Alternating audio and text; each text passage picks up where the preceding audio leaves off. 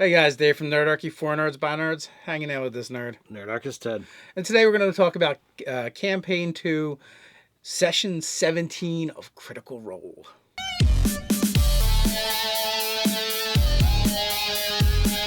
Jump down in the description below where you can sign up for Nerdarchy, the newsletter, get weekly gaming tips, as well as learn how to game with us. All right, Critical Role, diving back in. We're like 17 or something at this point. And we're rolling right along. You know, they're still in the city. They haven't gone anywhere as yet. Well, there's a lot going on in Zadash. So. Yeah, like right now there's a big celebration. There's a festival going on. And that's kind of like where this episode picks up. So he kind of ended with letting them know that there's going to be some downtime, in leading up to this close of Harvest Festival. And while the gala that they went to was this great big party, a society event, like that was the backdrop for them doing the heist. Yeah. This was more about like, oh, let's go have fun and let's do things. Let's explore. And like this one, I felt like it was a long episode. Not a lot was actually really done. I don't know. They played a lot of carny games. They won some prizes.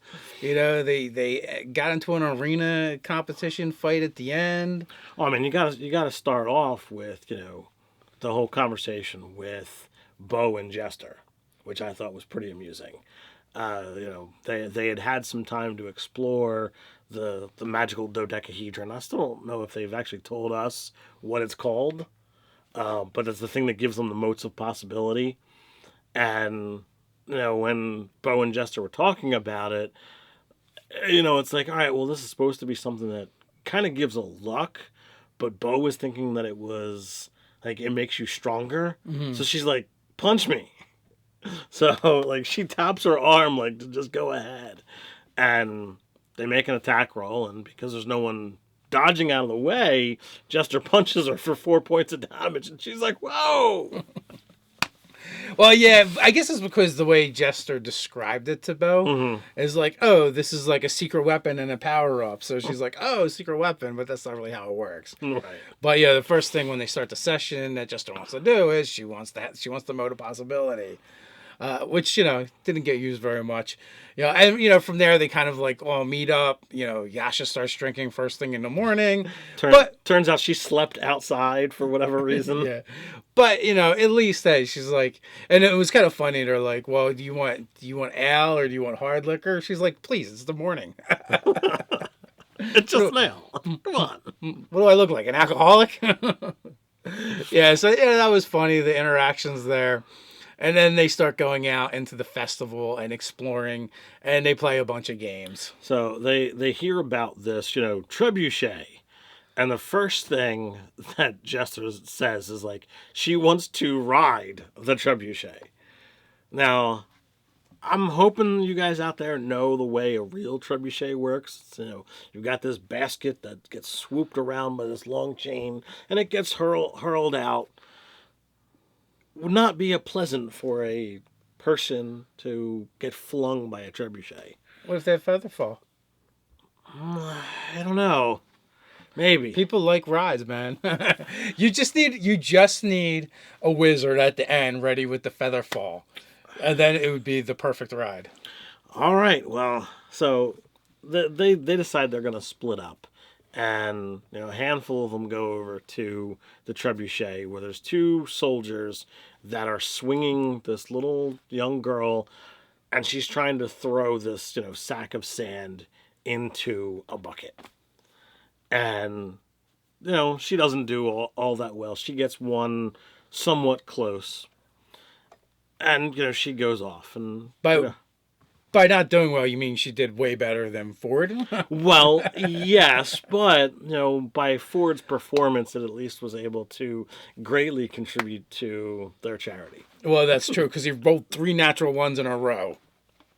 So he wound up having to roll with disadvantage on 3 ability checks, and he, honest to goodness, dropped 3 nat ones. I was flummoxed. So like the first, it was very impressive. The first time he actually hits the little girl. The second time he winds up catching the bag on his breastplate, tearing it apart and having it drop down on him. Jester and Yasha had offered to treat him the same way that the soldiers had treated the little girl. And apparently there was a secret nod or a secret, communication between them, because they just put him into the dirt and point and laugh. Well, there's different ways to play this game. So I thought that instance was like the prime moment of the game, and I've been in those cases where I roll lots of natural ones. If you've seen the Saver Dice Numenera game, yeah, I roll way too many ones in that one. I don't think the dice gods there like me. By dice gods, he means Doug over fantasy crowds. Why do you hate Nerdarchy's Ted, Doug? Yeah, so, and also, what was the prize for that one? Like a candy apple? And they're like, can't we just go buy that somewhere? So, yeah, it's farther in. so then Jester has a mission. She wants to find candy apples, Also, yeah, they go and they play some more games. There's an archery game where Nott and Cal play the game, and Cal is terrible at it as anticipated, and Nott is awesome at it. As you would expect. And it was funny the way it happened, because it's like her first go around, like she had some bad rolls.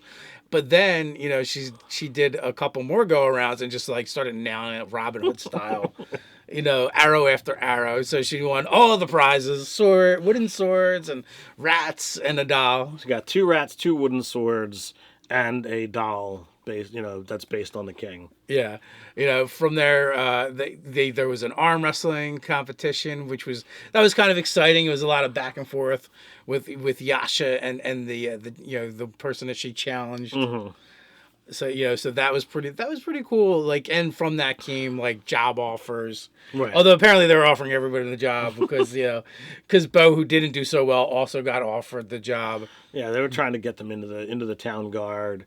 There's also somebody who... The Burning Brand, I believe, yes, is the actual organization, yeah. And then there was one of the other organizations that took part in the Victory Pit. He was trying to recruit Yasha to join his merry band. Yeah, and then the rest of the party's like, hello, she's with somebody, but we're right here. So like that was most of the session was doing. Oh, wait a minute! Don't forget one of the really important things before we get to the Victory Pit. Them buying all the candied apples, or the caramel apples, I should say. They went and bought all of the caramel apples, and they bought one candied apple for Yasha. Right, because there was no more caramel apples, and then Jester mocked everyone else because they had to wait. In total Jester fashion. Sigh, Jester. Yeah, the little kid that, wound up, sulking, and then the evil tiefling who just mocked him hands him a piece of her apple and then flees. Sigh, and then, Jester took part in some graffiti and some a little vandalism in the name of the traveler, and then we kind of so all that stuff we just described. That's about 3 hours of the episode ish, and there's the lighthearted role playing, the antics that these characters typically get into. Very enjoyable to watch. There's been a lot of sessions that there's been a lot of action. This one just didn't really seem to have as much, in this first block of time. But before we get into the Victory Pit, maybe you want to check out our Goblin Dungeon Master t-shirt over on the Nerdarchy store. You can check that out. Support Nerdarchy. And yes, not only is Matt Mercer a great dungeon master, but so is our Goblin. So give him some love. So when they get over to the Victory Pit, they say that they want to sign up, and they're like, "Oh, it's kind of too late. We already have the teams picked, and everything already arranged." I expected them to get into can we pay more or blah blah blah blah, but they kind of just let things fumble, and the guy leaves, comes back, and is like, "Sure, we can add you in, no big deal. It's 20 gold per person. Every round that you survive, your party gets 200 gold. If all of your members drop, you're out. We have clerics on the standby." It was 2,000 gold pot divided amongst all the winners.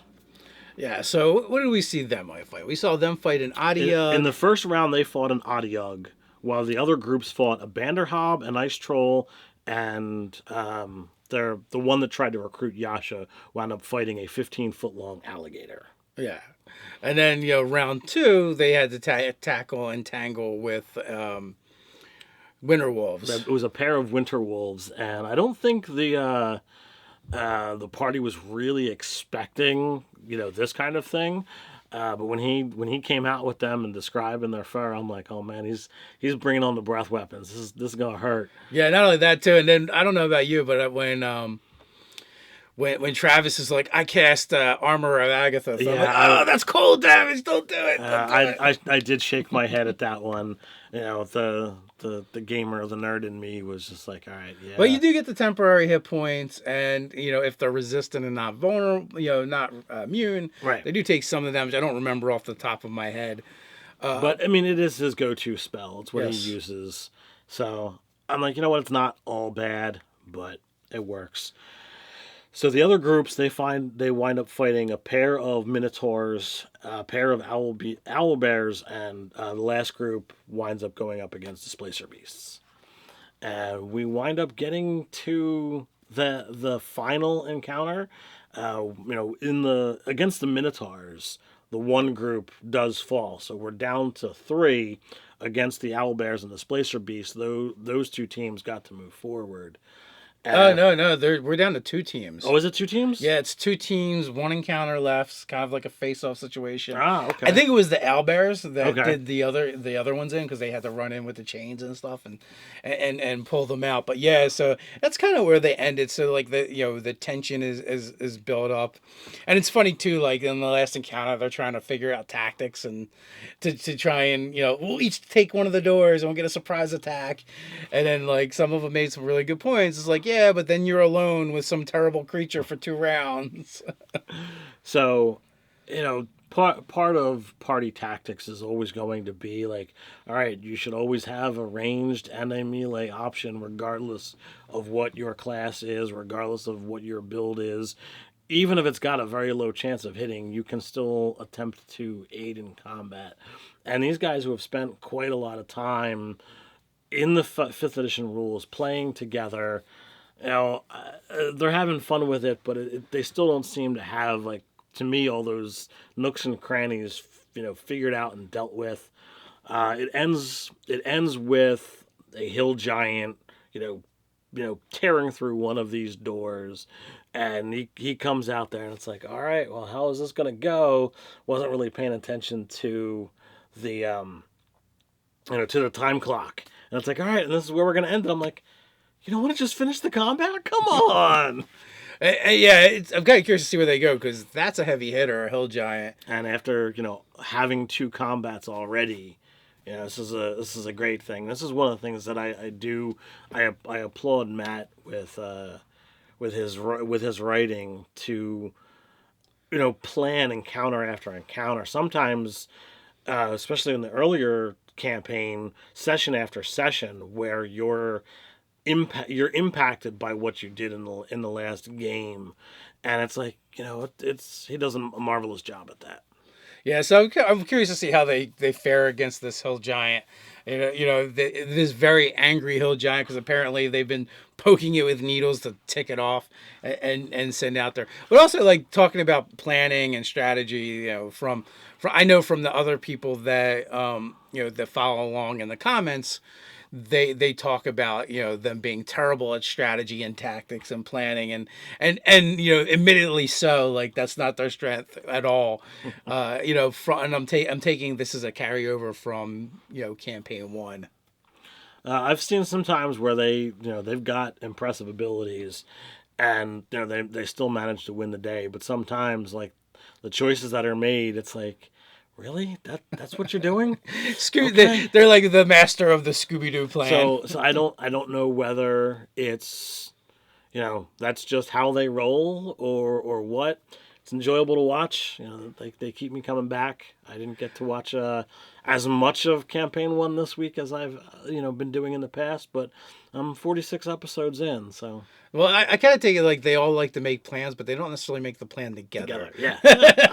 So that might be part of it. I think that works. But the question is, guys, what did you think? Did you enjoy this episode? We got a place where you can talk about it. That's down in the comments below. While you're at it, don't forget to like, share, and subscribe. You can check us out over on nerdarchy.com. So until next time, Stay nerdy.